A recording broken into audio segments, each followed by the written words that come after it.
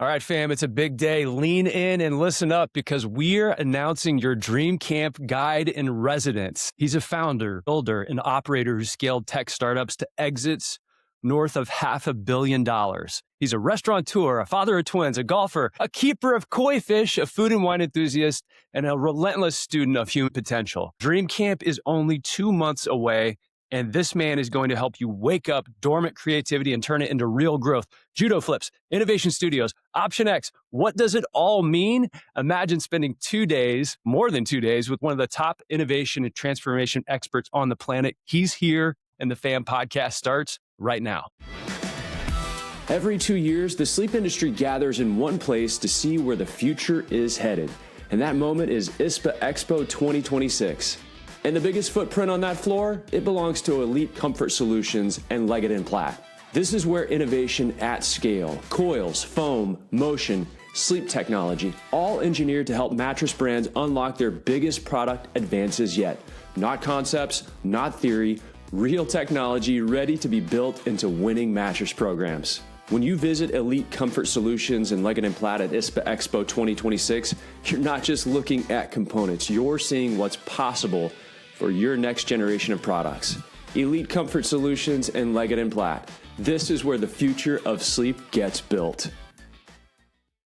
For the first time ever, top retailers can introduce the mattress that's been locked away inside of one of America's top mattress retailers until now.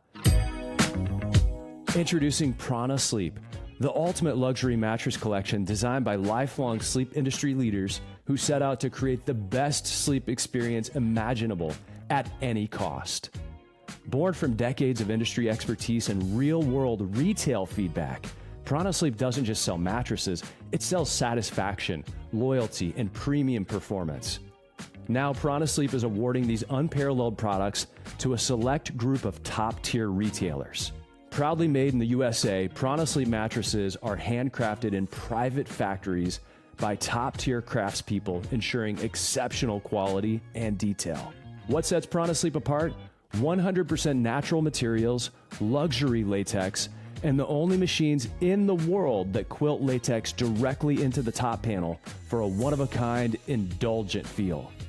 Stand out in the marketplace with a mattress line engineered for luxury and crafted for those who demand the best. Your competition will hate selling against Prana Sleep because nothing compares. Prana Sleep, bring the secret to success into your stores today. Go to pranasleep.com now to apply. Welcome to the FAM podcast with Mark Kinsley. This is where the best in the betting business get even better. I am so excited to welcome to this show Kaiser Yang. Kaiser, thank you so much for being here, and congratulations to us that you're going to be our guide in residence for Dream Camp 2026 in beautiful Santa Barbara, California. Yeah, thank you so much, Mark. I'm delighted to contribute and be a part of your event. Well, Kaiser, okay, so give us some background. I threw out a lot of things in the opening to the show, and let's just jump right into it because I named off 3 very vivid, specific techniques or frameworks: the Judo Flip, the Innovation Studios, Option X. What is it that you do? Give us your background. What do you do today? And how did all of these ideas and frameworks develop? Yeah, for sure. So at Dream Camp, my goal is to help unlock the creative capacity of all of the folks that'll be in attendance. Provide some very practical, very approachable tools that everyone can use to drive growth, elevate performance, create better customer experiences, to tackle the challenges and opportunities they face from slightly different perspectives. And all of these tools and techniques are ones that I developed with my co-founders in the world of startups. We were building and scaling tech startups for more than 25 years, and each day we were blazing the trail, trying to do something new, something different to stand out from the competition. And over almost 3 decades, we've perfected some of these tools and techniques, and I'm excited to share them with the audience at Dream Camp. It's interesting that you say the word startup because recently I heard Amazon announce that they are going to be the world's largest startup. And I think that has a lot to do with the disruption or the potential disruption to them and any other giant entity of AI. So talk about how businesses might need to start thinking like a startup even if they're established and they've been in their communities for a long time or they've been in manufacturing a long time, why is that mentality important now? Yeah, that's a great question. And we get asked that quite a bit. And Amazon has a concept called day one. And the whole concept is every day should be treated like it's the first day on the job. Because oftentimes we see in many organizations, as your level of expertise starts to climb, the level of curiosity you have to drive change and transformation starts to go down. We stop asking questions like why, what if, and why not? And that's why that startup mentality is so powerful, because every day you're looking for new ways, better ways to drive growth and to serve your customers better. And, I had a quote with my leadership team at the startups that I ran that I would recite at every single team meeting, had it posterized in our offices that captures that mindset of acting like a startup. And the quote simply said this: someday a company is going to come along and put us out of business. It might as well be us, right? Why not it be us? This is that mindset of each and every day acting like a startup to do something new, something different. I call it burning the blueprints, recognizing that models of the past can no longer be relied upon to drive the success that we seek in the future. We have to constantly adopt and really embrace change in order to build our sustainable competitive advantage. The founder of Mattress Firm, he's a friend of the show. He's got the Bed Buzz podcast. He still has 26 franchise locations. He says, if we're so good, then why aren't we better? And, even what you said there reminds me of just this idea of curse of knowledge. Somebody said one time in the show, it works so well, we stopped doing it. So it's asking why. It's showing up with that day one mentality. What do people say typically whenever you tell them this? Do they say, well, we're clearly doing pretty good.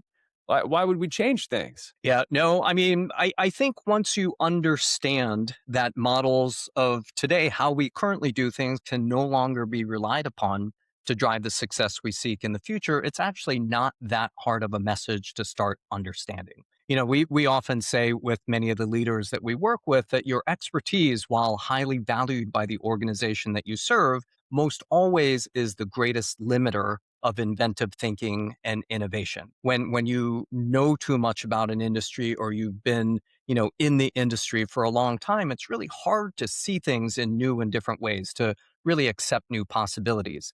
But once you kind of show them a few examples of what this actually means and how to actually take your current mindset and shift it, the acceptance is almost unanimous. People get it. Like, they understand that, okay, we need to embrace a different way of doing business in order to push forward. Yeah, that's something I talk about a lot with culture. I had it said on the show one time by Dr. V. Shout out to Miskelly's down in Mississippi. He said, culture is what you create or what you tolerate. And if you tolerate a lack of innovation, or new ideas don't find a path within the organization, then you're probably not going to be able to tolerate or create innovation. Are those some of the biggest barriers? Is it onboarding your team into these new ideas? Yeah, culture is such a large, squishy term. It could mean a lot of different things for a lot of different organizations, but we break it down into 3 different levels. So number 1, it starts at the executive level. If you ask a team of senior leaders how to define innovation within their company, you're probably going to get a diverse range of responses and answers. So unifying what innovation means, how we measure it, and how we prioritize it in the organization at the executive level is critically important. And then the next level is the organization.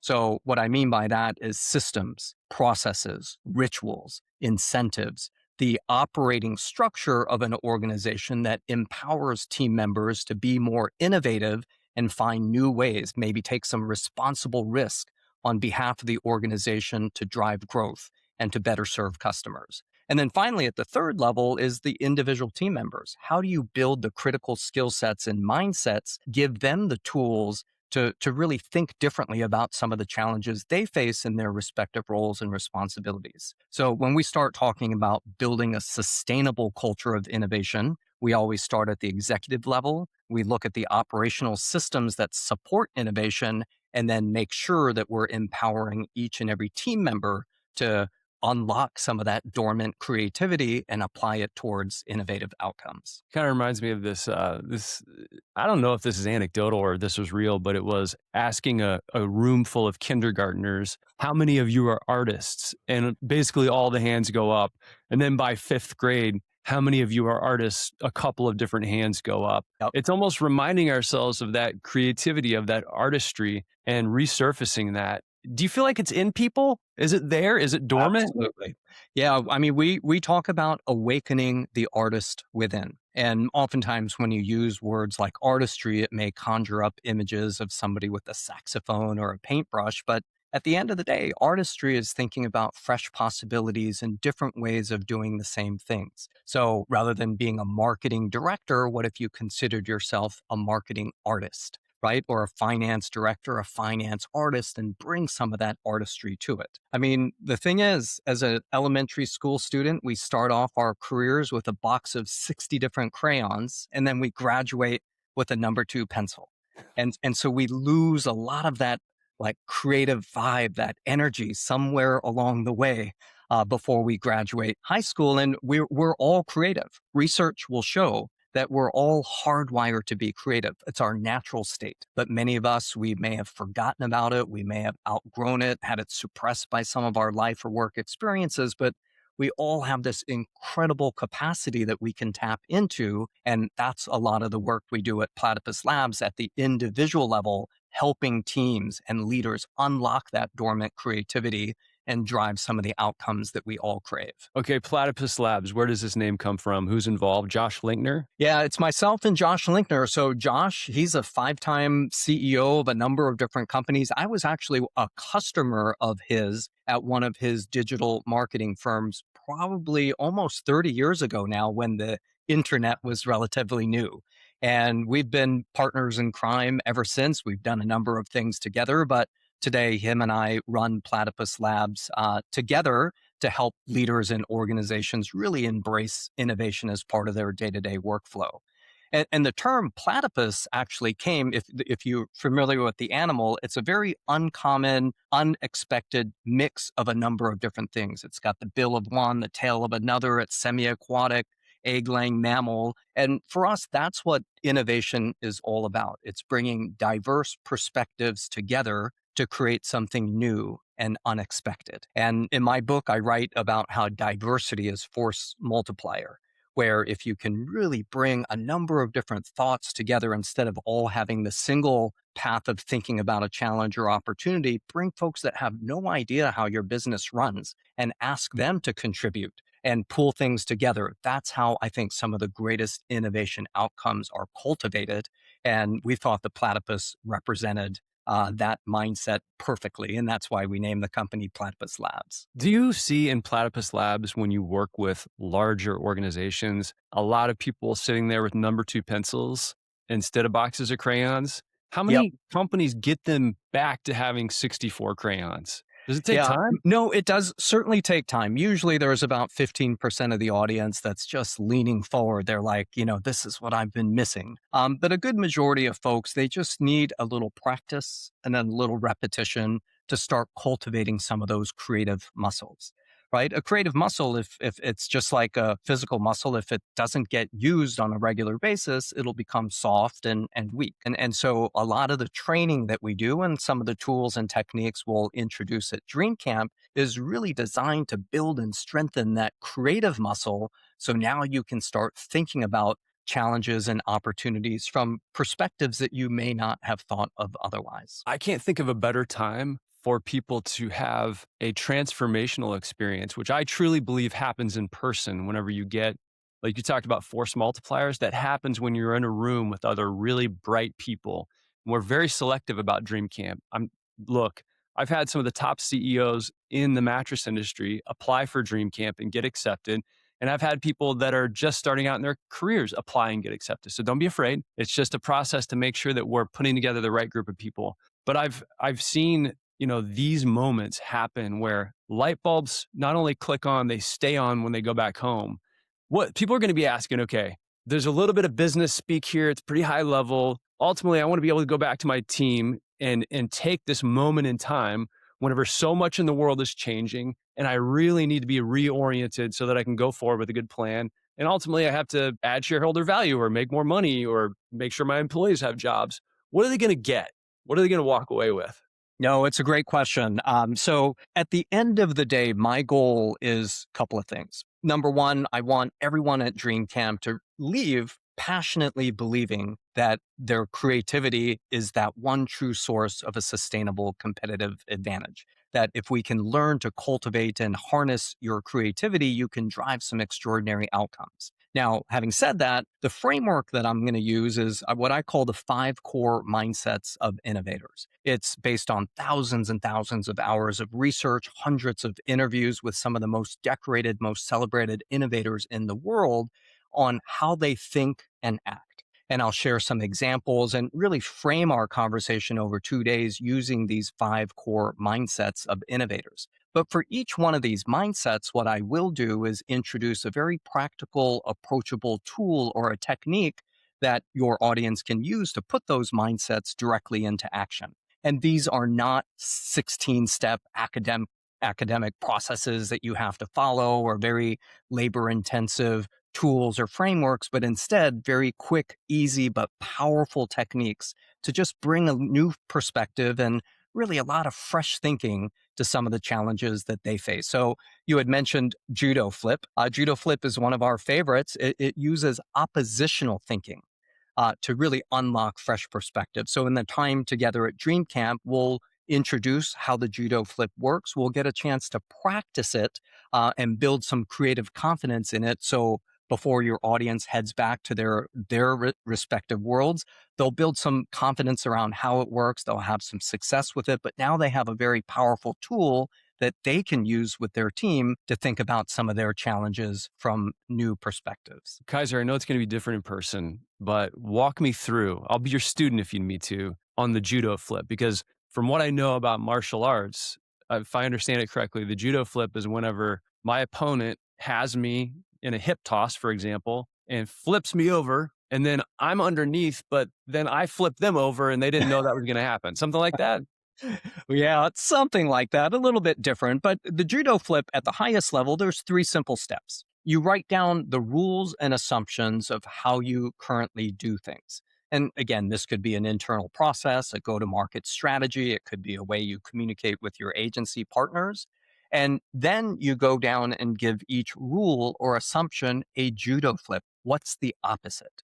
There's always an opposite to everything. But the opposite itself is not necessarily the innovative solution. It's just the opposite. But it's using oppositional thinking then to spark fresh ways of tackling some of the challenges and opportunities you're working on. And it's a very simple, but yet extraordinarily powerful way to just all of a sudden come up with hundreds of new ideas that you most likely would not have thought of otherwise. Again, using oppositional thinking. What is it about the opposite that makes it a good technique? Is it just because we get in this wagon trail rut of thinking, Yep. or we see people doing it that way, so we are copycats, which That's copying? exactly right. There's a lot of different reasons, but we often fall into default thinking. This is the way we've always done it. This is the way we see our competitors challenging it. But many of us stop and fail to think about what the opposite can actually do. So again, once you experience it at Dream Camp, it'll hopefully become one of your favorite techniques. For me, 10 years teaching the Judo Flip, I still get calls from leaders and business titans, from entrepreneurs from all over the world saying, man, I just Judo Flip this customer experience, or just this Judo Flip this product feature, and it unlocked all this new growth and revenue and experience. And again, once you see it, I think it'll be a powerful tool in your creative problem solving toolkit. It sort of reminds me of a funny anecdote or a technique that Jesse Cole uses. He's the CEO of the Savannah Bananas. And Jesse was actually on this podcast a few years ago before he really blew up. And he talked about how he uses a technique called make the idea worse. It's kind of oppositional thinking in a way, but they would just take an idea with the Savannah Bananas and they would say, okay, that's a pretty bad idea. Let's definitely make that worse. And it's kind of like on the other side of like silly season is breakthrough. And That's right. if it's making you laugh, there's something to it. And then on the other side of that is that which is non-obvious. Yeah. I mean, we call that the bad idea. And oftentimes, when you get into a strat planning I'm going to meeting or dominate that session, by the way. yeah, but when you start thinking about new solutions, fear naturally creeps into the process. It could be the fear of judgment, fear of your idea not being good enough, sometimes the fear of ownership and taking that idea forward. And so all of these techniques are really designed to allow you to expand your creative thinking and not kind of overcome that fear, right? Because it's okay to use bad ideas, turn them into good. It's okay to use oppositional thinking to recommend new perspective. And so, again, these tools and techniques are all designed to be very practical tools that hit creative problem solving from a number of different perspectives. So, we talked about the Judo Flip and oppositional thinking, but another one we'll likely practice at Dream Camp is called Option X, which uses the concept of time constraints to push your creativity in a direction that it may not have otherwise gone. So again, there's a whole lot of tools and techniques that we'll cover. But just going back to your original question, my goal is for everyone to leave Dream Camp inspired and energized and really motivated to think about new ways that they can drive growth within their respective organizations. And like I said, there's no better time that this could come into people's field of view and come into their life. We're talking with Kaiser Yang. He's with Platypus Labs. He's driving innovation and transformation at companies all across the globe with his partners. Let's go back to some of your background, Kaiser, because I think it's really fascinating that you have this sort of Renaissance man thing that this sort of vibe going on. You're a golfer. You like koi fish. You have these twin boys that you're raising, and they're off to college. And you started a restaurant in Michigan that's still operating 30 years later. You live in Southern California now, but let's go back to this idea or this little footnote that we had about your professional career. You've worked with tech companies. You were part of these executive teams, leadership teams that eventually exited for north of $500 million collectively. What were Yep. those businesses and what were you doing? Yeah, it was it was a radically exciting time in my career. I started off very early in my career working for large global organizations like United Technologies and Northern Telecom.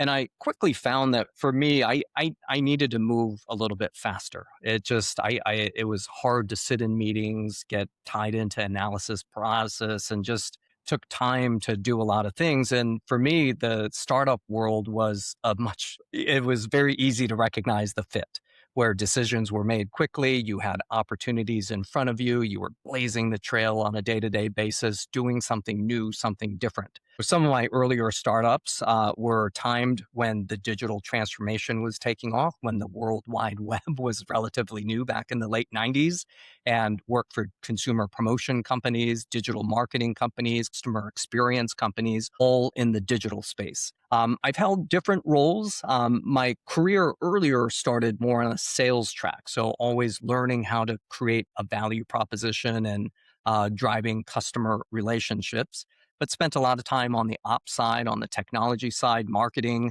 And towards the end of my startup career, I was more sitting in a role of a strategist, coming up with new paths forward, whether it's 3 years down the road, 5 years down the road, that naturally led to what I do today, which is helping organizations drive growth and transformation. So it's been a great ride. And you've done this small business thing too. I mean, you've operated a successful restaurant, which Yep. is still in existence today. You just have a passion for food and wine. You're a cook. What? Yeah, I grew up around food and wine. I was born and raised in Tokyo, Japan. My father worked for Revlon, the American cosmetic company. And so we had a chance to travel internationally a lot. And at an early age, I was exposed to a lot of different foods, a lot of cultures. And my dad was a big wine connoisseur. So at a very early age, I started to appreciate wines and started collecting wines and whatnot. But for me, food service has always been a passion area. So after I finished business school, I took a job at a big company, didn't quite feel a fit, and just had that itch to start my own restaurant. I had worked in other people's restaurants all through high school and through college, but this was that one opportunity to create a restaurant. It's in Ann Arbor, Michigan. It's called the West End Grill. Tablecloth, candlelight. It's only 5 nights of dinner. So it's a very exclusive experience. And again, it's one of those things that I look back upon very fondly. It was a great time early in my career to get a chance to do that. All right. Anybody that's going to the restaurant in Ann Arbor, what's the dish? I mean, there's a couple on there, but just so you know, it's a chalkboard menu that rotates depending on what's available in the marketplace. So if tilapia is fresh or, there's something else, will always curate something unique for that night. But there is a mainstay that's a popular, probably been the most popular, that's always on the menu. It's called a filet béarnaise. It's an 8-ounce filet mignon that's center cut and stuffed with langostinos and lobster and topped off with our own house-made béarnaise sauce. So that's Oh my can't miss gosh. if that's your first time there. I'm really excited too, Kaiser, because you have a breadth of experience. You've worked in small businesses, big businesses. Um, you have interests that go beyond business, which I think is really important for people to cultivate hobbies and connection points with people. Well, we're going to be in Santa Barbara, California for Dream Camp, and I'm so excited. Anybody that wants information, reach out to me, markatthefam.com. We're more than half full, so we only have a few slots left. But we do have slots left, so you can apply, and it's easy, it's fun. The application process is fun, I promise. But we're going to be in Santa Barbara, known for some pretty good wines right across that mountain range beyond the beach. We're going to be at the beach, but we're going to be, I think, in Pinot country. Have you spent time out there tasting wines in Santa Barbara? Not so much. My happy place is going up into Sonoma. I've spent a lot of time up there when I was in the restaurant business working with winemakers. Not as familiar with the Santa Barbara wine country, but if anyone's down to go to a couple of tastings, I'll be there with you. Yeah, maybe you can give us sort of the insider track on ways to expand the palate, ways to think about tasting, ways to look at wine with Judo Flips and Option X's. I don't know. Yeah, for sure. I would love to enjoy some wine with everybody at Dream Camp. So Dream Camp is, by the way, coming up in April. So the dates are, I should have this right at my fingertips, the 14th through the 17th. So 14th arrival and the 17th departure. Of course, Tara and I are going to be out there early. So we do have a few people that are going to show up early. So Kaiser, we're talking about these frameworks, these toolkits that people could take back and use in their business. And in last Dream Camp, this came up in over and over again. And I actually did a session, sort of put it together at the last minute, but it ended up being something that people really tapped into me later on. And it was all about AI. So having spent much of your time in technology and knowing people in that world and doing consulting, what is the state of the state from your chair? Like, how big of a deal is this? And what do people that are running manufacturing companies, retail organizations, small businesses, or medium-sized businesses, how do we even wrap our minds around what to do now? Yeah, it's a great question. We get it all the time. And it's undeniable that the power, the scale, and the speed that AI brings to our day-to-day business is tremendous. But we've always argued since the inception of AI that without human creativity, you cannot take advantage of the power that AI provides us. And AI alone, there's lots of research. Actually, I just posted on LinkedIn. It'll be coming out this week that there was a Harvard study that really concluded that without human creativity, the output from AI is limited. That it really is the humans that show how to use AI in the most creative, most efficient ways. And it's a nice co-pilot to have, but AI alone can't drive our business. We need to unlock our human creativity now more than ever in order to capitalize on the opportunities that AI provides us. I think about AI a couple of ways now, and it really was sparked by what you just said. I've seen studies where most companies are not unlocking any meaningful enterprise value. There's a term you probably heard this past year called AI slop. And that's because it sort of reminds me, I worked with a big company, and a lot of times the engineers would say, well, check out what we can do. And from the sales and marketing side, we'd say, just because we can do it doesn't mean we should. That sort of reminds me of AI slop. Like, if you don't have the ability to guide and direct or access knowledge that's going to inform the language that you need or the vision you need in order to unlock AI's full potential, that creativity piece that you're talking about, then it's just going to be AI slop. It's going to be doing things because you can, not because you should. That's exactly right. So what are the get off pause strategies for people that you're teaching right now through Platypus Labs? I mean, there's a lot. What's really interesting is we're spending a lot of time over the last couple of years teaching leaders how to ask the right question. And again, there's a lot to unpack there, but the questions that you ask, whether it's AI, leveraging new technologies, whether it's about your customers, the question that you ask can have a profound impact on the range and quality of ideas and strategies that you can uncover. And too often leaders will ask very aspirational questions like, how do we drive sales by 25% next year? Or how do we increase our customer SAT score by X%? And while those are very important questions to ask, when you ask these very broad aspirational questions, what you get is a high volume of ideas, many of them mediocre, and you spend a lot of time kind of filtering through them. So if you can learn to ask the most powerful questions, the downstream impact of the innovation process and ultimately the outcome you're able to achieve is significantly optimized. So we do spend a lot of time today, like especially in this high tech world of utilization of different AI technologies.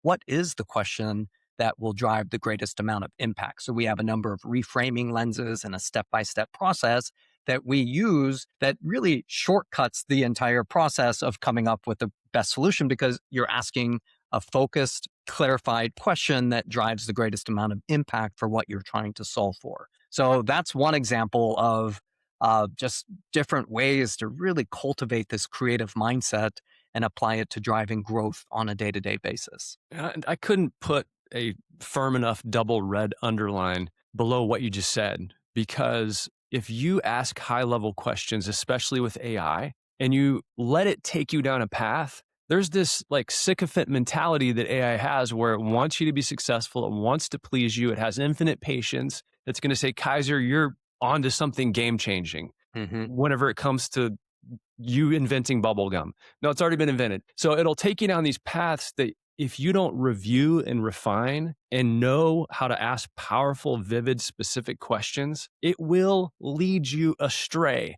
And so that, I think, becomes an essential toolkit. Are we going to learn some of that at Dream Camp? We're going to try to cover off on some of this and really equip the audience with ways to really just drive greater results in the most optimal time frame. Well, I'm so excited. Kaiser Yang with Platypus Labs, our guide in residence for Dream Camp Santa Barbara 2026, coming up April 14th through 17th. I cannot wait for these sessions for myself. I get so inspired. The guide in residence model really came from maybe an Option X or a Judo Flip, me saying, wouldn't it be great if we didn't have just a speaker up on stage, but we could spend 2.5 days with somebody that's world class? Giving people an opportunity that maybe they need a night to process it because sleep is so powerful, or maybe they're not outgoing so they can pull you aside during a wine tasting and we can have a conversation. So I can't thank you enough for being part of the fam, for joining us. Where can people connect with you between now and then, Kaiser? Yeah, the best place is our website, platypuslabs.com.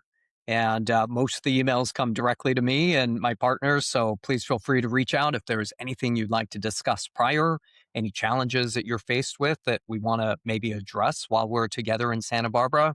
Feel free to reach out and let us know, and really excited to meet everybody in April. And in between now and then, go to thefam.com. Number one, get signed up for the newsletter. Don't miss it. It's all new, completely packed with information, news, AI tips, retail playbook, inspiring quotes, of course, everything related to the podcast and our social media, community events. We really did a major overhaul. Did I use some amazing self-built AI tools to make sure that everything across the internet that you need to know regarding the mattress industry is rounded up? Yes, I did 100%.